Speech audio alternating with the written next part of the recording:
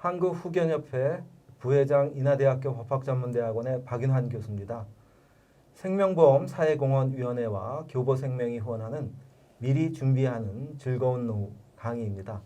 이번 시간에는 18대 국회의원으로 청년후견 제도 도입에 큰 역할을 하셨던 박은수 부회장님과 함께 일본의 우리 노후제도까지 포함해서 함께 얘기를 나눠볼까 합니다. 안녕하세요, 박은수 부회장님. 네, 안녕하십니까. 저는 한국후견협회 부회장 박은수 변호사입니다. 이번 영상도 즐겁게 봐주시고요. 좋아요와 구독 부탁드리겠습니다. 예, 박은수 부회장님이 국회의원으로 활동하실 때 이 청년후견 제도가 처음 도입된 걸로 알고 있는데요. 그렇습니다. 그때 입법 경위 좀 설명해 주시겠습니까? 예, 저는 이 장애인으로서 평생을 그렇게 살아왔었기 때문에 이 국회에 가서도 이 장애와 관련된 입법에 굉장히 초점을 뒀었죠. 특히 그 지적 장애인 또 이 자폐 발달 장애인 또 치매 어르신 이런 분들의 권리를 지켜주는 제도가 우리 그 민법에는 금치산자라고 아주 그 인권과는 좀 거리가 먼 제도로 운영되고 있는 것을 보고 그분들의 그 잔존 능력 그리고 그분들의 자기 의사 결정권도 존중하는 그런 그 방향으로 청년 후견 제도를 입법하게 됐었던 것이죠. 네. 그 중에서도 특히 중요한 사항이 임의후견 제도를 처음 도입했지 않습니까? 그렇습니다. 예, 그 어떤 그런 그 치매라든지 의사결정 능력이 그 좀 부족해졌을 때 사후에 후견인을 정하는 그런 법정 후견 외에 자신이 건강하고 또 자신의 의사결정 능력이 또렷할 때에 미리 그런 노후를 준비할 수 있는 임의후견 제도도 꼭 필요하겠다라고 생각이 되어서 그 임의후견 제도를 도입을 했고 또 실제 이것이 법정 후견보다도 훨씬 더 많이 이용되기를 기대하면서 그 입법을 했던 기억이 있습니다.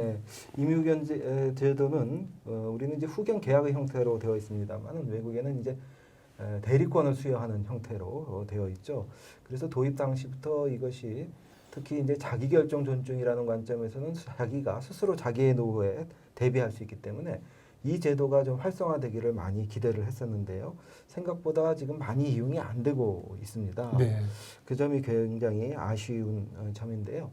그 제도 이용이 좀 부진한 거는 아무래도 그게 공증을 해야 되고 또 법원에 가서 감독인 선임 결정을 또 받아야 되기 때문에 그렇지 않은가라고 생각이 듭니다. 그렇죠. 이게 저희가 입법을 할 때는 공정하시는 분들이 좀 더 문턱을 낮추고 시민들에게 좀 가깝게 다가가기를 기대했었는데 여전히 시민들은 그 공정 사무실에 찾아가서 공정하는 절차를 굉장히 좀 힘들어하는 것 같아요. 그래서 그 점은 또 그 일본도 마찬가지였는데 그 이후에 제가 이제 인상 깊게 본 점은 2016년에 와서는 그 일본에서는 이래서는 안 되겠다라고 총리실에서 주도를 해서 청년 후견 이용 촉진법을 만들었지 않습니까? 그렇죠. 그렇게 아예 이용 촉진을 주 내용으로 하는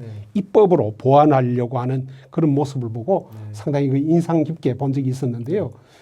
교수님 어떻습니까? 그 법의 내용과 그 이후에 일본의 모습을 좀 설명해 주시죠. 네네. 일본이 지금 박은수 부회장님 말씀하신 대로 2016년에 청년후견 이용 촉진법을 만들어서요.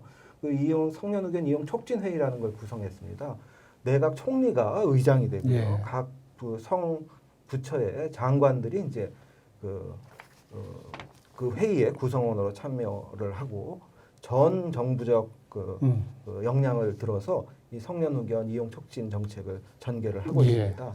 그 정책은 크게 두 가지 중요한 요소들이 있는데요. 하나는 그동안에 이제 청년후견 제도가 너무 본인의 의사를 무시하는 것이 아니냐 이런 비판이 있었기 때문에 이 후견 제도를 의사결정을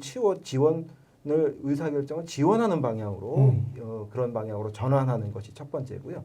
지역에 이 청년 후견 서비스를 주도적으로 제공할 수 있는 청년 후견 이용 거점을 육성하는 것이 예. 두 가지가 이제 중요한 과제로 되어 있습니다. 그럼에도 불구하고 일본에서도 여전히 좀 임의 후견은 좀 이용이 부진해서요. 법정 후견 20여만 건이 되는데 그 중에 그 임의 후견은 2,600여 건 정도라서 뭐 1%를 조금 상회하는 정도로 이용이 아직은 좀 부진한 편입니다. 그래 이게 이 성년 후견 제도의 중요성을 저는 그 어떤 그 본이 그렇게 치매라든지 그렇게 의사결정 능력이 부족해진 분의 어떤 권리 보호라고 하는 측면도 굉장히 중요하지만은 사회 전체적으로 네. 그걸 방치하게 되면은 네. 그런 노인분들이 재산을 다 많이 가지고 계시는데 네. 어떤 은행의 예금이라든지 우리 통계를 보더라도 부동산 소유자가 대부분 노인이지 않습니까? 네. 네. 그런데 그러한 것들이 다 이제 스톱이 되고 묶여버리면은 네. 사회 전체의 활력이 떨어지게 되거든요. 네. 그래서 어떤 이 후견제도가 활성화되고 네. 또 그러한 상태를 미리 이 예견을 해서 준비하는 네. 이것은 매우 중요하다고 생각이 들어요. 네. 네. 그리고 또 우리나라에서는 이게 이 법무부가 이 주무부서인지 네. 보건복지부가 주무부서인지 네. 네. 이런 게 조금 이렇게 섞여 있으니까 네. 네. 서로 떠넘기는 식의 어떤 네. 그런 문제도 나타나는 것 같아서 네. 네. 말씀하신 일본의 이용촉진법이라든지 네. 이용촉진 계획을 네. 우리가 참고해서 우리도 네. 빨리 이러한 이 활성화 네. 법을 준비할 필요가 있다고 생각이 들더라고요. 네네. 말씀하신 대로 그 우리도 그 민법에 전부 이렇게 맡겨서 뭐 이용할 사람은 이용하라 이런 거 갖고는 성년 후견이 충분히 활용되기 좀 어려운 예. 것 같습니다. 그래서 아마 그 전 국회에서도 그렇습니다. 그 의사결정 지원 촉진법이라고 예. 하는 법안이 제출됐었죠. 맞아요. 예. 저희들 그 한국후견협회에서도 네. 그런 입법을 위해서 많은 노력을 하고 세미나도 열고 했었죠. 네네. 제가 그때도 저도 그 법제 마련에 세미나에 가서 토론을 했었는데요. 제가 보기에는 이제 우리가 성년 후견 이용 촉진법을 만드는 데 있어서는 저희도 이제 의사결정 지원이라는 관점에서 제도가 그렇죠. 이용될 수 있도록 하고 임의 후견을 촉진하는 데 있어서도 지역에서 후견 센터 같은 것들을 맞습니다. 구성을 해서요. 임의 후견을 체결하려고 하는 고령자분들을 지원해드리고 또 필요에 따라서는 감독인 역할을 해준다든지 이런 역할을 할 수 있도록 지역 거점을 만드는 것이 중요하다고 생각하고요. 또 지역에서 생활하시고 계시는 고령자분들 중에 착취나 학대를 당하시는 분이 없으신지 이런 부분들을 잘 모니터링해서 후견 서비스하고 연계할 수 있는 이런 것들도 이 법안 내용에 꼭 포함돼야 되지 않을까라고 생각합니다. 그렇죠. 그리고 또 이게 저희들이 시행을 해보니까 네. 공정 절차라고 하는 것을 시민들이 굉장히 부담스러워하는 것이 확인되었으니까 네. 좀 더 쉽게 네. 그렇게 임의 후견 그런 계약 네. 어떤 꼭 어떤 이 우리가 틀을 갖다가 네. 이 갖추지 않더라도 네. 네. 어떤 쉽게 자기의 노후에 대해서 네. 의사를 밝힐 수 있는 제도를 한번 검토해 볼 필요도 있다고 생각이 듭니다. 네네. 좋은 지적을 해주신 것 같습니다. 후견 계약이라는 게 뭐 공정증서, 법원에 가서 감독인 선임 결정 이렇게 좀 제도적으로 제도 이용의 그 문턱이 높으니까요. 그 건강하신 경우에는 자기가 미리 일상생활에 관해서 도움을 받을 수 있도록 그 임의적인 대리권을 수여하는 방식으로 일상생활에 관해서는 그 제도를 통해서 도움을 받을 수 있는 그런 것도 마련을 하면 좋을 것 같습니다. 예. 그래서 이번에 저희들 그 생명보험협회가 주관하는 이 즐거운 노후 이러한 그 준비에 있어서도 사전 요양 지시서 같은 것과 후견 계약을 좀 한번 이렇게 묶어본다든지 이런 여러 가지 다양한 입법적 준비가 있었으면 좋겠다는 생각이 듭니다. 네네. 여러 가지 그 일본의 예를 참고로 해서 저희도 법제적인 뒷받침을 통해서 이 후견 제도가 즐거운 노후 생활을 하실 수 있는데 기여가 될 수 있도록 노력을 할 필요가 있지 않은가 생각이 듭니다. 예.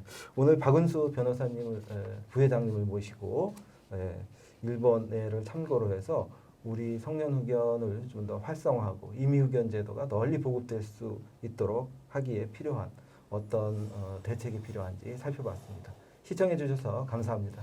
감사합니다.